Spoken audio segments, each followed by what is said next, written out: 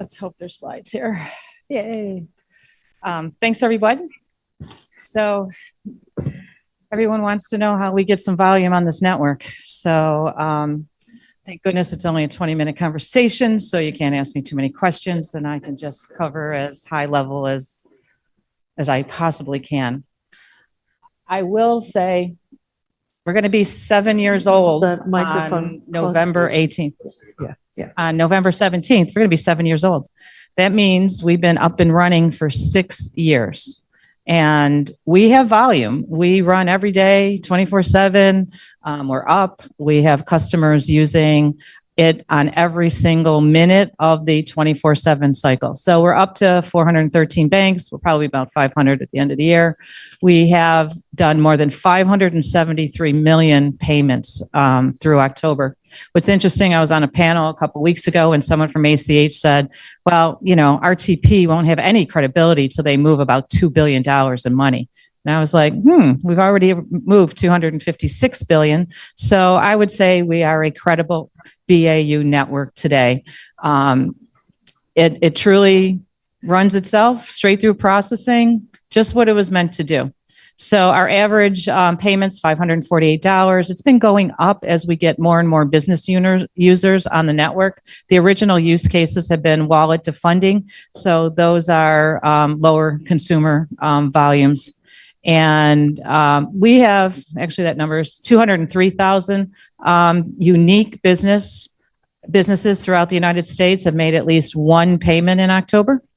And we had over 4 million, it's up to 4 million consumers making payments on the network in October. So, you know, it's there. I know I'm supposed to talk about customer adoption, but you can't have a customer adoption if the bank's not on the network. So just a reminder for anyone that's out there, you know, you better be there, because with FedNow and RTP, this is table stakes today. This is not, oh, I need to make a strategic decision. Right now, if you're not part of it, and we have, you know, data to support it, many of the people using the system will walk across the street to your competitor. So if you want to lose deposits and spend years trying to figure out what ROI is, you know, just watch your deposits and see how many customers are closing. Because let's face it, in the United States, all the banks, the 9,000 banks, many of us as consumers have a real good choice of walking across the street. There's a lot of banks on the corners these days. So if you are financial institutions, you're not there yet, you know, one of our pieces of advice from talking to many banks is make it simple. Don't go and try to do a 2-year payment hub integration, RTP project altogether. Start simple. That's why we have recommended people start at receive, move to send, and move to more advanced products on the connectivity, because this is all about connectivity.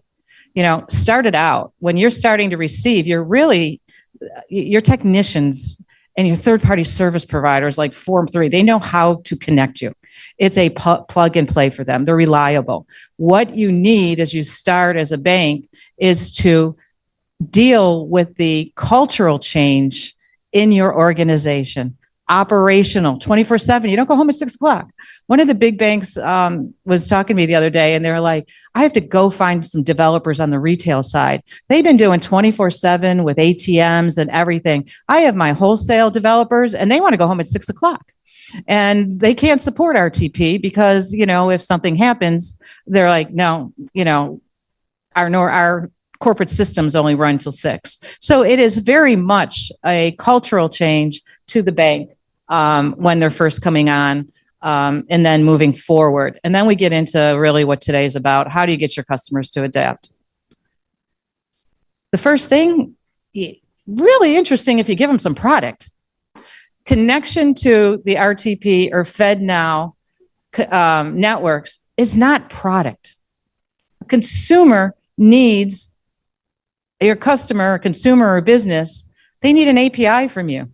They need your online portals to be enabled. They need, I hate to tell you this, they need file products. Our biggest volumes are coming from files. And they also need file upload, So out of the 25 banks that have send products today, I think there's 2 banks that cover all that omni-channel perspective. The rest of them, hey, I have one API.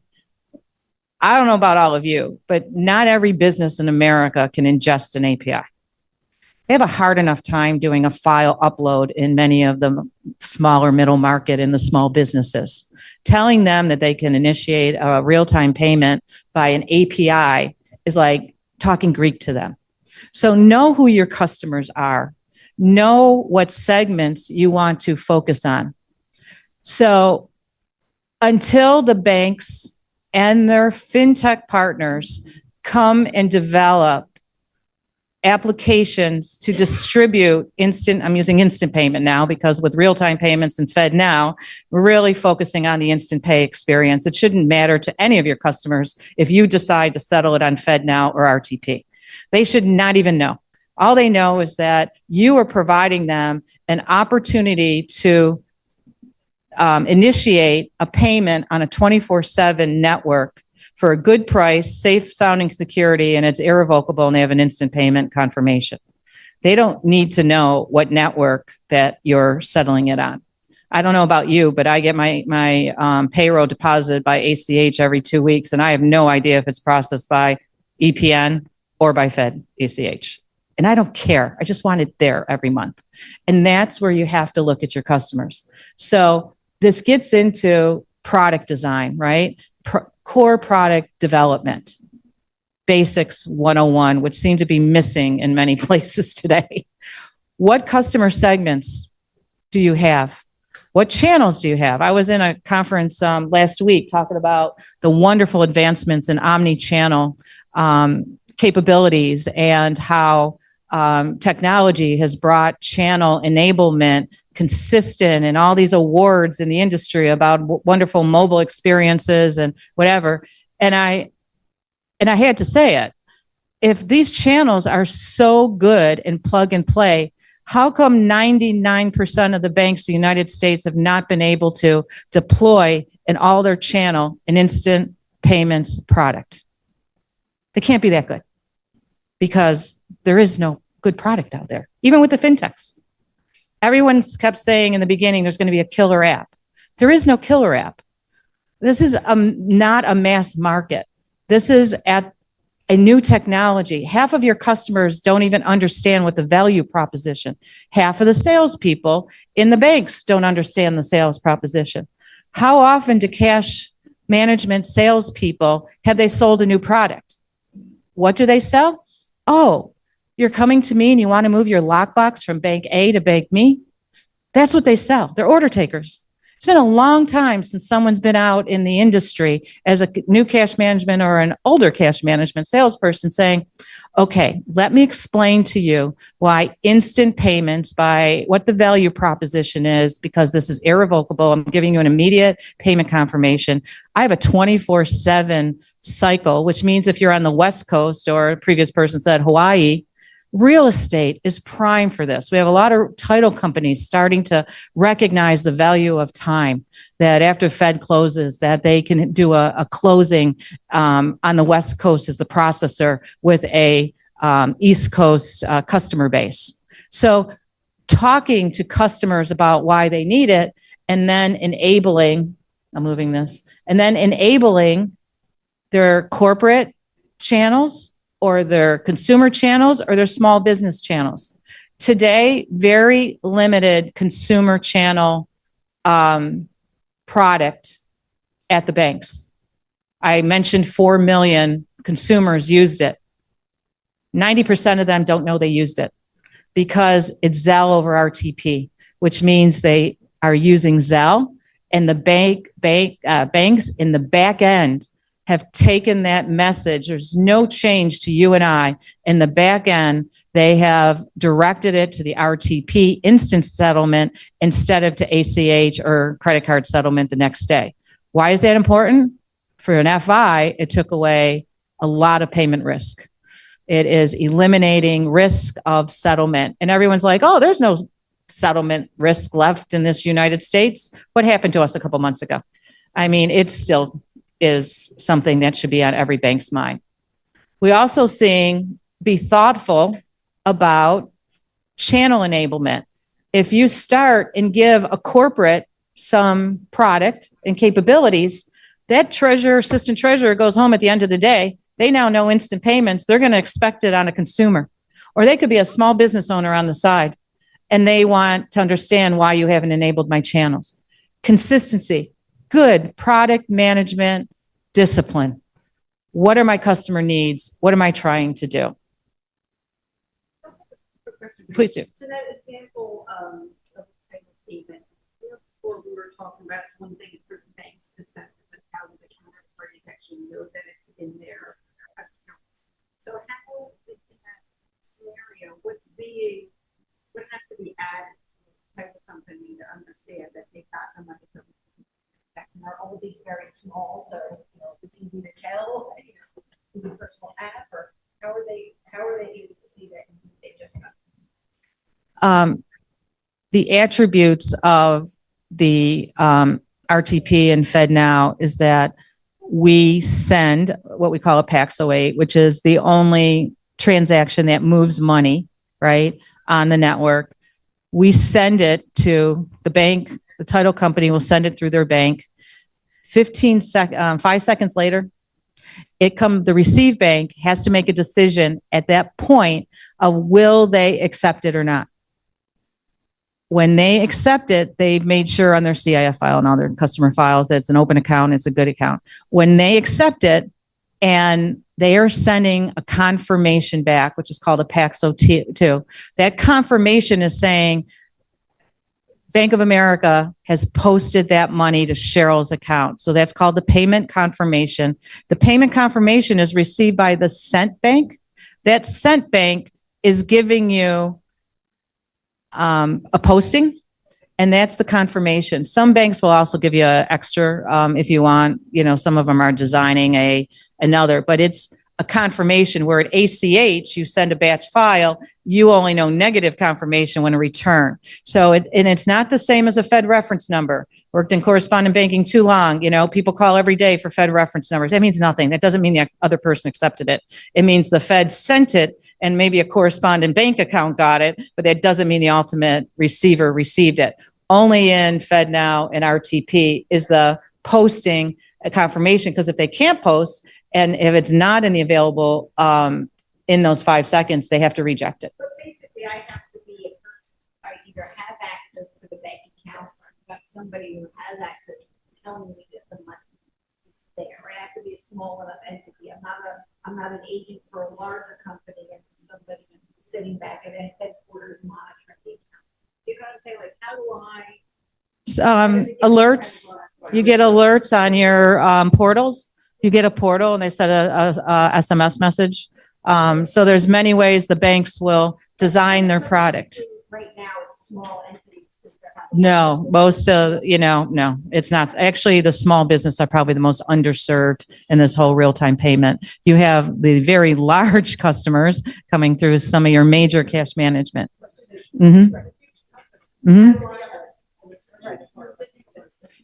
But it's the alerts. It's, again, the design of the product. But if I'm not the person who's getting the alerts, I still have to get the alert. But it's the same way with anything in a banking environment. You have balanced reporting, and many large corporations will have the ability to send, multiple who has access, send a email, But I guess my question is, we get to be every question from when I call back. Okay, it's okay that the money's in my account, but now I have to work through all my systems to either update balances or then alert out to people, et cetera. Do you see that the companies who are wanting to use this will think that out? And that's the product design, right? I hear all the time, ERP integration, clearinghouse, how come you're not working on it? I will tell you that there's multiple banks that have done integration with the Microsoft ERP systems. SAP has been integrated, but many of those technology companies are only integrating their cloud-based systems. They're not integrating folks or customers that are on their legacy networks. And it's their way to say, okay, you want these new digital age commerce feature functionalities? I built all my new product on my most current a current application on the cloud. You need to upgrade to the cloud product. So there's tons of people out there doing things such as this.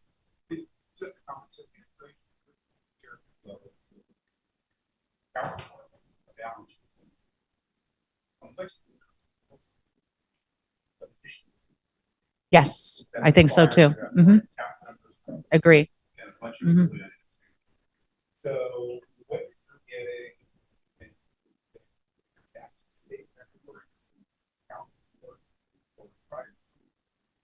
all is confirmation.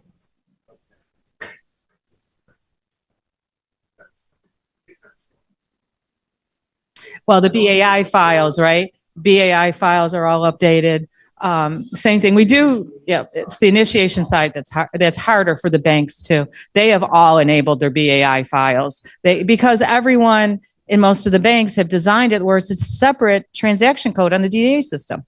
So you have a TRAN code that's posting that says instant payment. Many of them did real-time payments because we were here first, but now they have to change it to instant payment because it could be both. But it is being posted. It is part of Swift messages. There's a reference number, and those are the corporate products that the product managers have to get the integration. I can tell you some banks are much better at the end-to-end product, and there's some banks that started at, let me give you intraday reporting, and oops, I lost my product manager. I can't finish the rest. I'll get to it. It's on my backlog. Good question. I think that's all I hit because I think I'm time's up, right? Again, it's any kind of product development. What are your needs? I find that in today's environment, you're seeing more building. The early adopters are doing large. I was looking at numbers today. The biggest customer we have year to date has done 50 million transactions already. So if you're nimble and an early adopter, they're finding ways to get all this done. And so I always recommend to some of my bank customers is find the customer that wants to take the journey with you to do the development. Do agile with them. Don't worry about, the big boiling the ocean all at once. Find your customers. And everyone here is going to ask me what the business case is. It's called money. It's called revenue. Banks charge every time they send a payment. Yeah, some will have earnings credit. They'll never see the actual fee. Other people, but there is a business case on the send side. The receive side, little, hairy, but you will lose deposits. But the real money maker is on the send side. We have so many. That one customer I mentioned that is at 50 million. I was just looking at the number because I was like, I know they're charging at least $1. They just made this year $50 million so far by putting instant payments into their business model. Nobody asked them for it. They had some great product manager in their back office that heard about instant payments and said, I know that I can use this to drive some value to my business. And I would say, $1 a day, 50 million. I think the person's doing pretty good.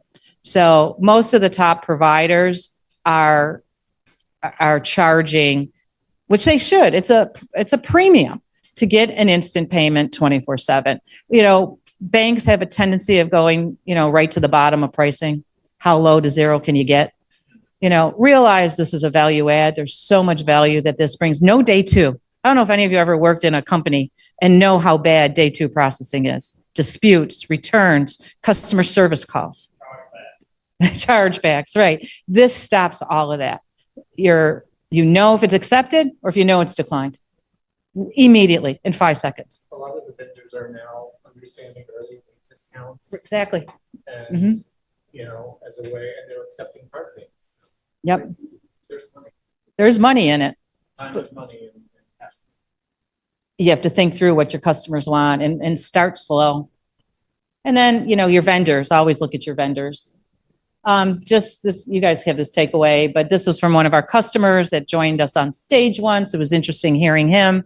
He's such a instant payment advocate. His biggest problem is lack of industry awareness, which I think everyone knows.